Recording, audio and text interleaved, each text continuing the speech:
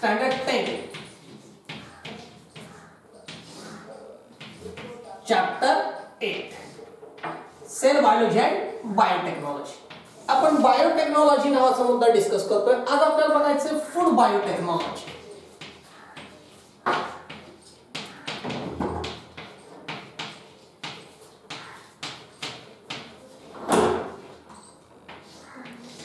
Many food atoms कोणते कोणते? Bread आहे, बटर आहे, वाईन आहे, बियर आहे, व्हिनेगर आहे, यासारखे जे फूड ॲटम्स आहेत ते can be produced by using biotechnology.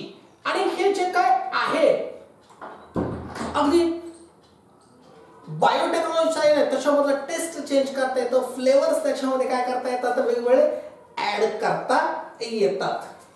त्यानंतर पुढचा मुद्दा आहे आपला DNA फिंगर प्रिंटिंग.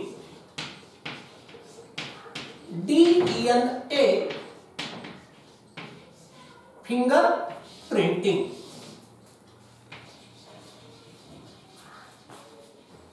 आता what is meant by DNA finger printing? तर DNA sequence of each person is unique. हो, आपण इयत्ता 9वीलाच डीएनएचं स्ट्रक्चर बघितलेले आहे की त्याच्यामधले नायट्रोजन बेसेस, त्याच्यामधले न्यूक्लिओटाइड्स, त्याच्यावरचे जीन्स आणि यांचं एक सिक्वेन्स असतं. आणि प्रत्येक पर्सन मध्ये ही जी डीएनए सिक्वेन्स असते it is a unique. Unique म्हणजे स्पेशल असते की माझं डीएनए सिक्वेन्स दुसऱ्याला मॅच होणार नाही. एक युनिकनेस असतो त्याच्यामध्ये. आणि काय असतं की जसं आपलं फिंगरप्रिंट्स युनिक असतात की एकाच फिंगरप्रिंट दुसऱ्याला मॅच होत नाही, इन द सिमिलर मॅनर अगदी तसंच डीएनए सिक्वेन्स सुद्धा एकमेकांना काय होतात की लवकर मॅच होत नाहीत. तर याला काय म्हणायचं? फिंगरप्रिंट हा म्हणजे एक जुना शब्द आहे आणि लोकांना चटकन समजतो म्हणून तो इथं घेतलेला आहे. अदरवाइज म्हणून आणि याचं नाव काय? DNA finger printing. कि काय आहे की DNA sequence is very unique in each person as its fingerprints.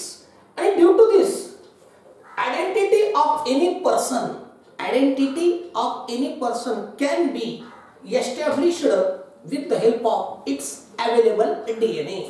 तो जो काय त्याचा अवेलेबल डीएनए आहे, जो उपलब्ध डीएनए आहे, त्या उपलब्ध डीएनए वरून त्या पर्सनची काय करता येते? आयडेंटिटी प्रूव्ह करता येते, एस्टॅब्लिश करता येते. This is known as a DNA finger printing. आता कुठं वापरतात हे DNA finger printing? It is mainly useful in forensic science. कुठं वापरतात? Forensic science. काय असतं हे फॉरेन्सिक सायन्स? हो, आपण सीआयडी वगैरे मालिकेमध्ये असतात की नाही असतात ते डॉक्टर स्पेशल, त्यांना फॉरेन्सिक एक्सपर्ट्स म्हणायचं. की या फॉरेन्सिक सायन्स वरून काय करता येतं की वेगवेगळ्या प्रकारचे डेड बॉडीचे असू द्या किंवा काही क्रिमिनल्सचे असू द्या की जे डीएनए जे असतात ते घेतले जातात आणि मॅच केले जातात हाडावरच्या नमुन्यावरून किंवा काही इतर टिश्यूच्या नमुन्यावरून त्याची आयडेंटिफाय केल्या जातात. त्याला फॉरेन्सिक सायन्स म्हणायचं. आणि त्या फॉरेन्सिक सायन्समध्ये या डीएनए फिंगर प्रिंटिंगचा खूप मोठ्या प्रमाणावर वापर केला जातो. इंग्रजीमध्ये सांगायचं झालं तर DNA finger printing it is widely used in forensic science. एवढंच नाही तर identity of criminal can be established. हो, कशासाठी वापरतात? Identity of criminal. हो, क्रिमिनल म्हणजे एखाद्या गुन्हेगाराची आयडेंटिटी काय करायची? एस्टॅब्लिश करण्यासाठी सुद्धा काय करतात? If it's any part of its body is found at the site of crime. हो, की गुन्ह्याच्या ठिकाणी जर का त्याचा अगदी एखादा बॉडी पार्ट म्हणजे बॉडी पार्ट अगदी कुठं कातडच सापडलेला आहे किंवा दुसरा काही ऑर्गन आहे किंवा काही ब्लड वगैरे पडलेलं आहे तर अशा वरून सुद्धा काय करता येतं? डीएनए घेता येतात आणि त्या क्रिमिनलच्या डीएनए सोबत त्याला काय करता येतात? मॅच करता येतात. की आयडेंटिटी ऑफ क्रिमिनल ही सुद्धा एस्टॅब्लिश करण्यासाठी या डीएनए फिंगर प्रिंटिंगचा आधार घेतला जातो. आणि identity of father of any child can be established. हो, identity of father of any child की एखाद्या मुलाचे वडील जे आहेत की त्यांची आयडेंटिटी काय करायची, एस्टॅब्लिश करायची आहे, तर अशा वेळेस सुद्धा ह्या डीएनए फिंगरप्रिंटिंगचा काय होतो, वापर होतो. आणि हे डीएनए फिंगरप्रिंटिंगच्या काय इन्स्टिट्यूटचं नाव आपल्याला दिलेलं आहे आपल्या पुस्तकामध्ये. तो आहे centre for DNA fingerprinting and diagnostics, Hyderabad. Centre for DNA fingerprinting and diagnostics, Hyderabad. Centre for DNA fingerprinting and diagnostics, Hyderabad इथं. आणि बहुधा हे भारतामधलं एकमेव असं इन्स्टिट्यूट आहे की जिथं डीएनए फिंगरप्रिंटिंग काय केले जाते, कॅरी आउट केल्या जाते. त्यानंतर आपला पुढचा मुद्दा आहे cleaning of oil spillage in oceans. Cleaning of oil spillage in oceans. आता क्लिनिंग म्हणजे स्वच्छता करायची, कशाची, ऑइल स्पिलेज म्हणजे तेल सांडलं किंवा तेल गळती, आणि ती तेल गळती कुठं, ओशन्स.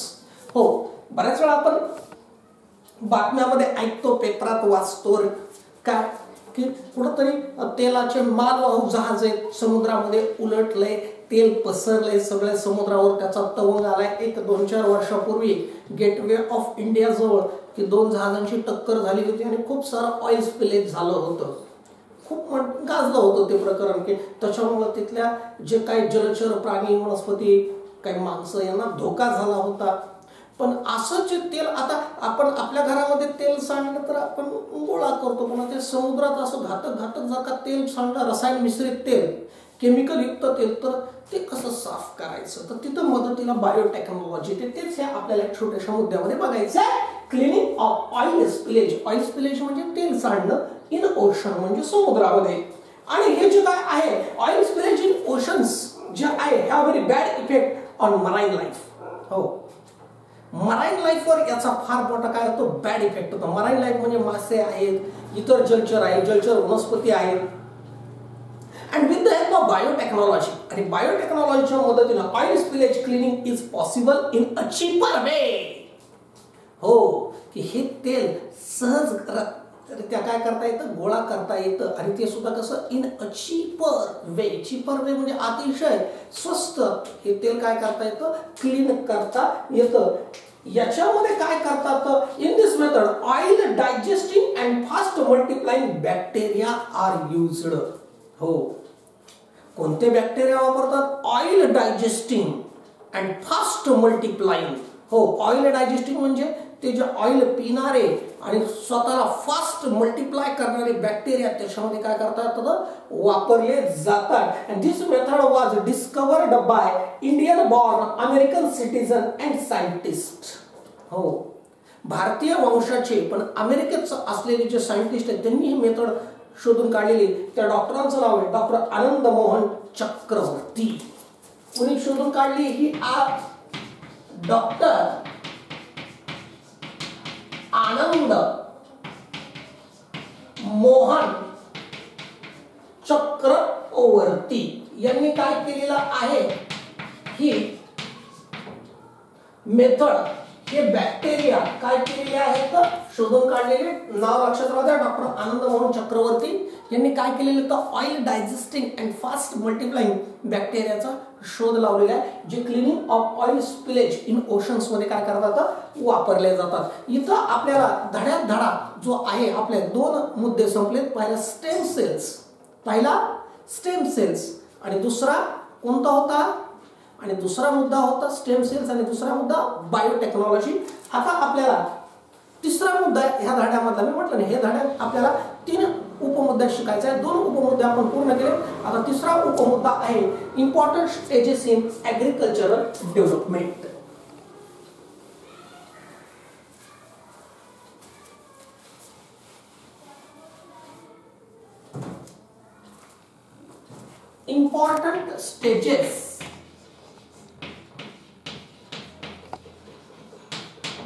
Important stages in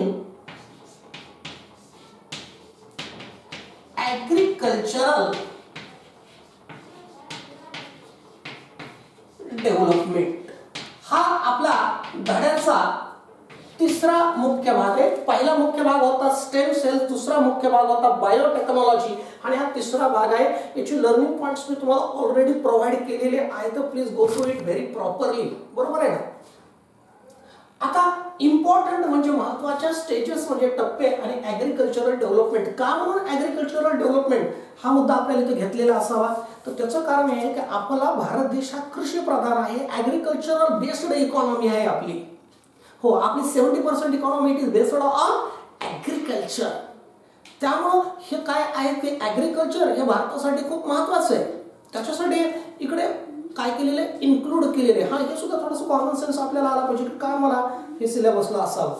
त्याच्यातला पहिला मुद्दा आहे ग्रीन रिव्होल्यूशन. पहिला मुद्दा काय आहे, ग्रीन रिव्होल्यूशन. याला मराठीमध्ये हरित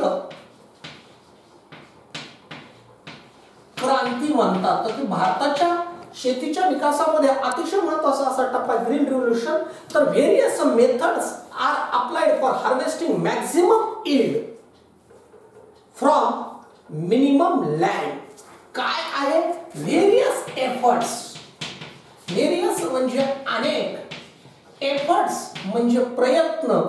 अप्लाइड कशासाठी अप्लाइड केले, तर फॉर हार्वेस्टिंग. हार्वेस्टिंग म्हणजे मिळवणे, हार्वेस्टिंग. मॅक्झिमम म्हणजे जास्तीत जास्त, यील्ड म्हणजे उत्पादन, फ्रॉम मिनिमम म्हणजे कमीत कमी, लँड म्हणजे जमीन. Are collectively called, are collectively called green revolution. हो, हे जे ग्रीन रिव्होल्यूशन, हरित क्रांती म्हणजे काय, this are the various efforts, की अनेक जे आहे तो प्रयत्न केले गेले. कशासाठी प्रयत्न केले गेले, शेतीमध्ये प्रयत्न केले गेले. कशासाठी, तर for harvesting maximum yield from minimum land. कमीत कमी जमिनीतून जास्तीत जास्त उत्पादन काढण्यासाठी जे काही शेतीमध्ये अनेक प्रयत्न केले गेलेले, इट इज कलेक्टिव्हली, एकत्ररित्या कॉल्ड ॲज ग्रीन रिव्होल्यूशन. आणि काय आहे या ग्रीन रिव्होल्यूशन मध्ये मुख्य कोणते कोणते एफर्ट करण्यात आले, तर एफर्ट क्रमांक 1, इम्प्रोवाइज्ड ड्वार्फ म्हणजे बुटक्या, इम्प्रोवाइज्ड म्हणजे सुधारित, व्हरायटीज म्हणजे प्रजाती, varieties of wheat and rice, of wheat and rice ह्या वापरण्यात आहे. की भारतामध्ये काय केलंय की नवीन सुधारित पद्धतीच्या, पहिले ज्या आहे की पारंपरिक पद्धतीचे काय होत्या, ह्या तांदळाच्या आणि गव्हाच्या जाती वापरल्या जात होत्या भारतामध्ये, ज्या उंच येत होत्या आणि त्यांचं उत्पादनही कमी होतं आणि वेळ खवय होत्या. म्हणून काय केल्या की इम्प्रोवाइज्ड सुधारित बियाणं वापरले गेले की ज्या बुटक्या जातीच्या आहेत. व्हीट म्हणजे गहू आणि राईस म्हणजे तांदूळ. ठीक आहे. त्यानंतर proper use of fertilizers and pesticides. Proper use of fertilizers and pesticides. ह्या ग्रीन रिव्होल्यूशन मोहिमेअंतर्गत भारतीय शेतकऱ्यांना प्रॉपर म्हणजे योग्य तो यूज म्हणजे वापर, फर्टिलायझर्स म्हणजे रासायनिक खतं आणि पेस्टिसाइड्स म्हणजे कीटकनाशक. हो, की कोणते रासायनिक खतं वापरायचे, किती वापरायचे, कधी वापरायचे, कोणते वापरायचे नाहीत, मग मातीचा प्रकार कोणता आहे, पाणी किती आहे, उन्हाळ्यात कोणते द्यायचे, पावसाळ्यात कोणते, असं कोणत्या पिकाला कोणतं वापरायचं, कीटकनाशक आहेत विविध प्रकारचे ते कधी वापरायचे. हो, का बऱ्याच वेळा चुकीचे वापरले जात होते. हे सुद्धा सगळे एफर्ट्स केले गेले ग्रीन रिव्होल्यूशन मध्ये. की शेतकऱ्यांना मार्गदर्शन करण्यात आलं की to use the proper use जे आहे फर्टिलायझर्स अँड पेस्टिसाइड्स. त्यानंतर अजून काय केलं, वॉटर मॅनेजमेंट. हो, अजून काय प्रयत्न केले गेले, वॉटर मॅनेजमेंट. हो, पाण्याचं योग्य असं व्यवस्थापन, वॉटर मॅनेजमेंट, की तो सुद्धा एक कळीचा मुद्दा होता, एक प्रॉपर मुद्दा होता की इंडियन फार्मर्सला माहिती नव्हतं how to use the water properly, की कोणत्या पिकाला कधी पाणी द्यायचं, कधी द्यायचं नाही, किती द्यायचं, किती वाया जातं, किती आवश्यक आहे, किती अनावश्यक आहे, ह्या सगळ्या गोष्टी शेतकऱ्यांना शिकवण्यात आल्या. वॉटर मॅनेजमेंट, त्याच्यामध्ये मग ठिबक सिंचन, तुषार सिंचन, ड्रिप इरिगेशन वगैरे या पद्धतीने काय केलेलं वापर. तर हे काय झालेलं आहे, this are the some methods applied during green revolution. की त्यानंतर हे जे आहे, आणि या ग्रीन रिव्होल्यूशन मध्ये काय झालं, large population of our country is saved from hunger. हो, नाही तर आपला एवढा मोठा प्रचंड लोकसंख्येचा देश होता, हो, स्वतंत्र झालेला आहे, आणि अन्नधान्याचं उत्पादन कमी होतं. म्हणजे ग्रीन रिव्होल्यूशन झाल्यामुळं काय झालं की मोठी लोकसंख्या भूकबळी गेली नाही. आणि याचे कोण आहेत, याच्यामध्ये 2 माणसं आहेत, हो, त्याच्यात एक गेले, एक जिवंत आहेत अजून. तर त्यांना काय म्हणतात की ग्रीन रिव्होल्यूशनचे कॉन्ट्रीब्युटर्स म्हणतात. आपल्याला नाव लक्षात ठेवायची 1 मार्कासाठी. Doctor Norman Borlaug, doctor Norman Borlaug, doctor Norman Borlaug हे अमेरिकेचे होते, USA, United States of America. आणि doctor MS Swaminathan, doctor MS Swaminathan हे होते इंडियाचे. ह्या 2 माणसं, this are the 2 major contributors. हो, यांच्या दोघांना अगदी फादर ऑफ ग्रीन रिव्होल्यूशन म्हटलं तरी चालतं. Doctor Norman Borlaug USA and doctor MS Swaminathan India. These are the 2 major persons who have a very valuable contribution in the green revolution. की भारताच्या हरित क्रांतीमध्ये या दोघा जणांचा खूप महत्त्वपूर्ण सहभाग आहे. आपल्याला 3 मार्काला येऊ शकतं. Write short note on green revolution लक्षात घ्या. तर याच्यामध्ये what is meant by green revolution 1 मार्काला आहे. त्याच्यामध्ये कोणत्या कोणत्या मेथड्स येतात, या 3 पैकी कमीत कमी 2 तरी आवश्यक असतात, त्या 1 मार्काला आहे. आणि हे 2 नावं अर्ध्या मार्काला आहेत. हे आलेच पाहिजे. तर असे 3 मार्काचं आहे, तुम्हाला लर्निंग पॉइंट्स मध्ये व्यवस्थित दिलेले आहे. आता आहे व्हाईट रिव्होल्यूशन.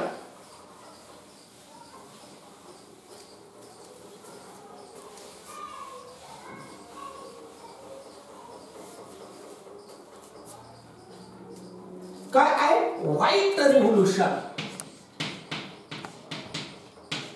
White revolution